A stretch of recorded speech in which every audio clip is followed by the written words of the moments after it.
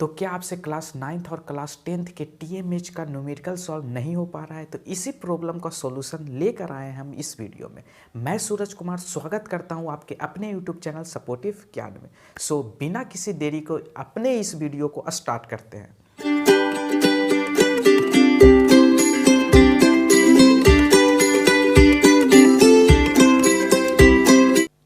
तो हम सबसे पहले क्वेश्चन नंबर 6 से शुरुआत करेंगे। इस क्वेश्चन में क्या कह रहा है कि एक मोटर कार है जिसका मास दिया हुआ है 2000 kg दिया हुआ है इसका मास।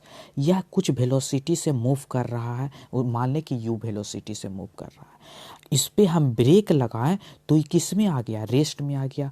मान लिया जाए इसका फाइनल वेलोसिटी क्या हो गया? रेस्ट में आ गया, मतलब फाइनल वेलोसिटी 0 हो गया। और हमको डिस्टेंस दिया हुआ है कि कितने देर में रेस्ट में आया, तो ये 20 मीटर चलने के बाद यह रेस्ट में आया। अब रेस्ट में कैसे आएगा? जब उसको पर कोई फोर्स लगाएंगे तभी ही रेस्ट में आएगा। तो बताया कि 5000 न्यूटन का रेजिस्टेंस प्रोवाइड किया। और रेजिस्टेंस कौन प्रोवाइड करेगा? ब्रेक लगाए वही रेजिस्टेंस प्रोवाइड करेगा मोटर कार को, ठीक है। तो यहाँ पे रेजिस्टेंस प्रोवाइड किया 5000 न्यूटन, यानी कि जो फोर्स है वह 5000 न्यूटन के बराबर हमको दिया हुआ है। तो फोर्स हमको 5000 न्यूटन दिया हुआ है। अब यहाँ पे एक्सेलरेशन होगा या रिटार्डेशन होगा? हम कहेंगे कि वेलोसिटी u से घट के 0 हो गया, मतलब वेलोसिटी घट रहा है, मतलब फोर्स जो लग रहा है वो वेलोसिटी के अपोजिट डायरेक्शन में लग रहा है। तो एक्सेलरेशन क्या होगा? निगेटिव होगा। तो एक्सेलरेशन कैसे निकालेंगे? न्यूटन सेकंड लॉ से। Acceleration equal to F/m।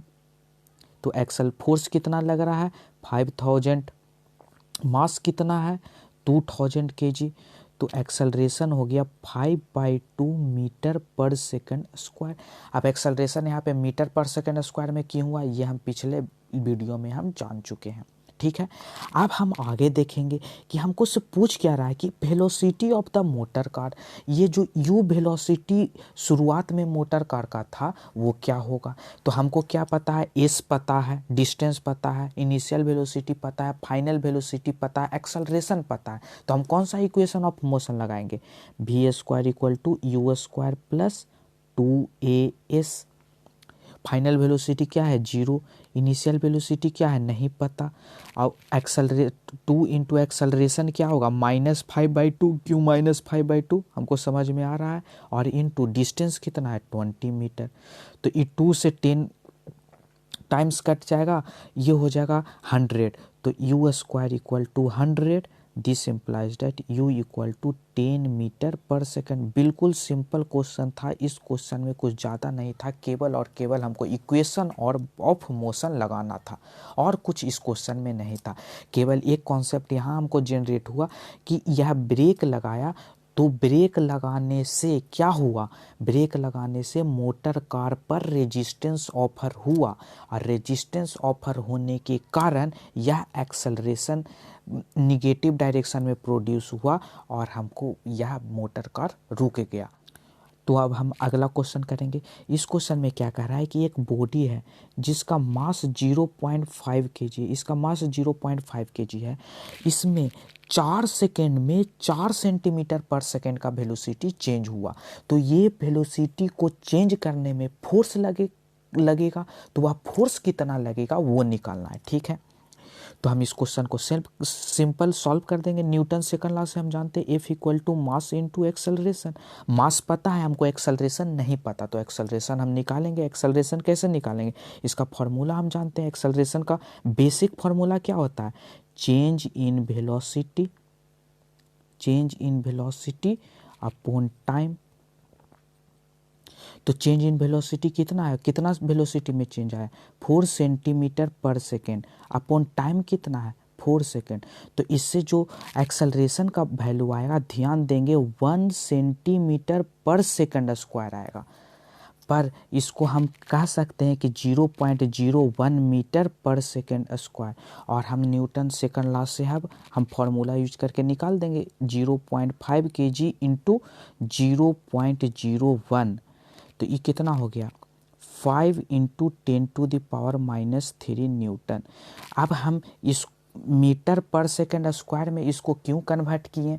Centimetre पर सेकंड स्क्वायर में क्यों नहीं रखने दिए? तो इसको हम पिछला लेक्चर में बताए थे कि अगर हमको फोर्स न्यूटन में चाहिए तो मास किस में होना चाहिए? केजी में होना चाहिए, और acceleration metre per second square में होना चाहिए।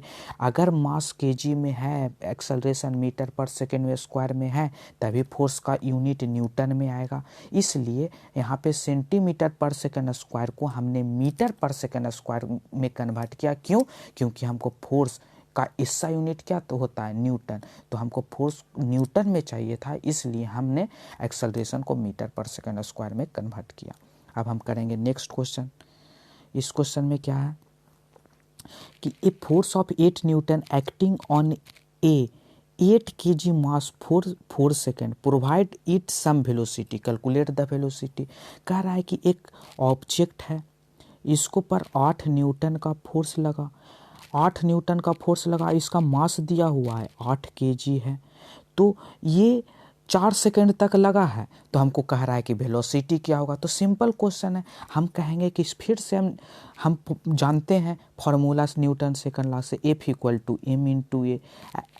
फोर्स दिया हुआ है 8 न्यूटन, मास दिया हुआ है कितना केजी? मास दिया हुआ है 8 केजी। एक्सेलरेशन नहीं पता, तो यहाँ से एक्सेलरेशन आ गया 1 metre per second square.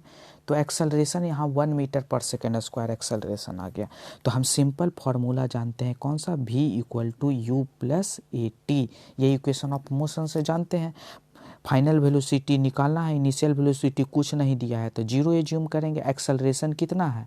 Acceleration निकालने है 1, कितना देर के लिए फोर्स लगा है? 4 सेकंड के लिए, यानी कि इसका वेलोसिटी कितना है? 4 मीटर पर सेकंड। तो इस तरह से हम इस क्वेश्चन को भी सॉल्व कर दिए।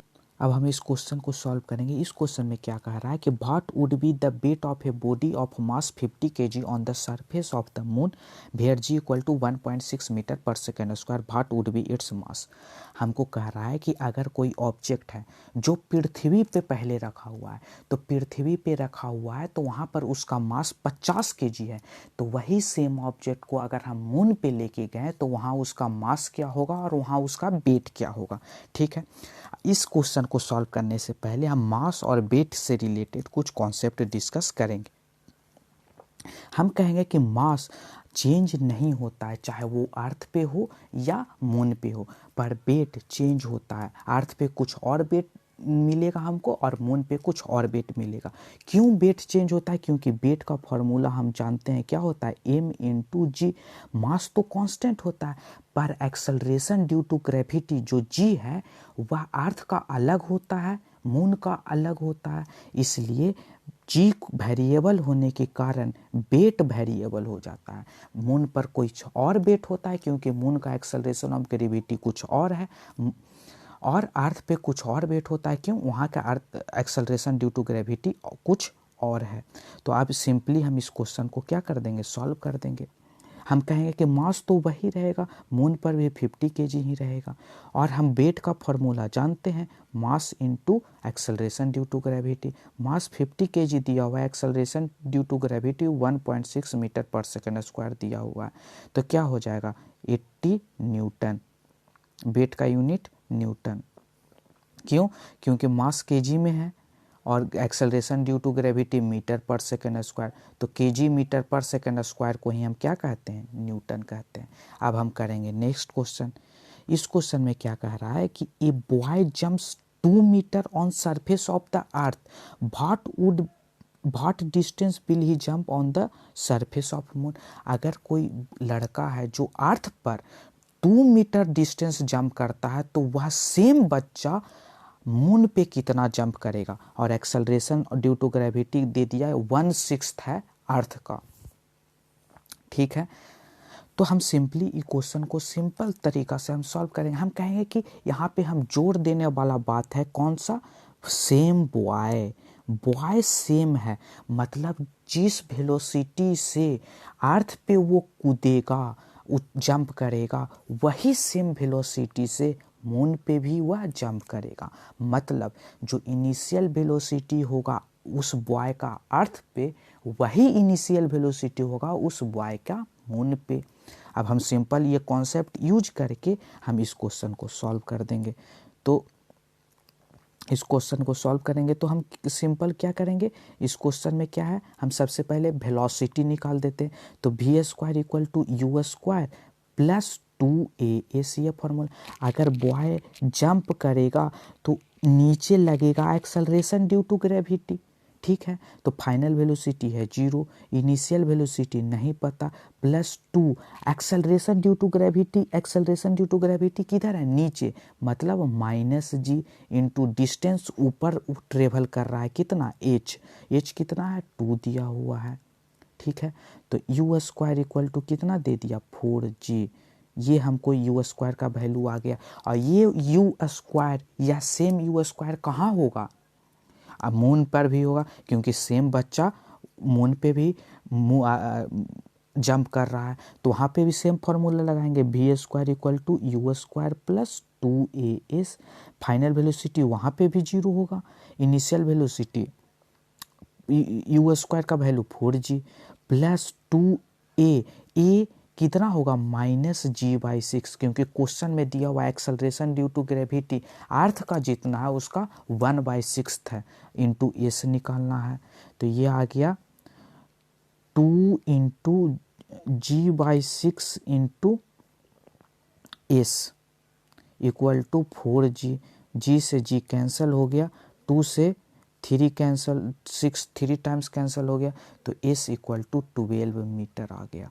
तो सिंपल इक्वेशन था कि अगर बॉय 2 मीटर डिस्टेंस जंप करता है अर्थ पे तो वह मून पे कितना करेगा। तो हम सिंपल सा कॉन्सेप्ट लगाएं, क्या कॉन्सेप्ट लाए, बॉय तो सेम है, बॉय सेम है तो जितना इनिशियल वेलोसिटी से अर्थ पे जंप करेगा उतना ही इनिशियल वेलोसिटी से मून पे भी जंप करेगा।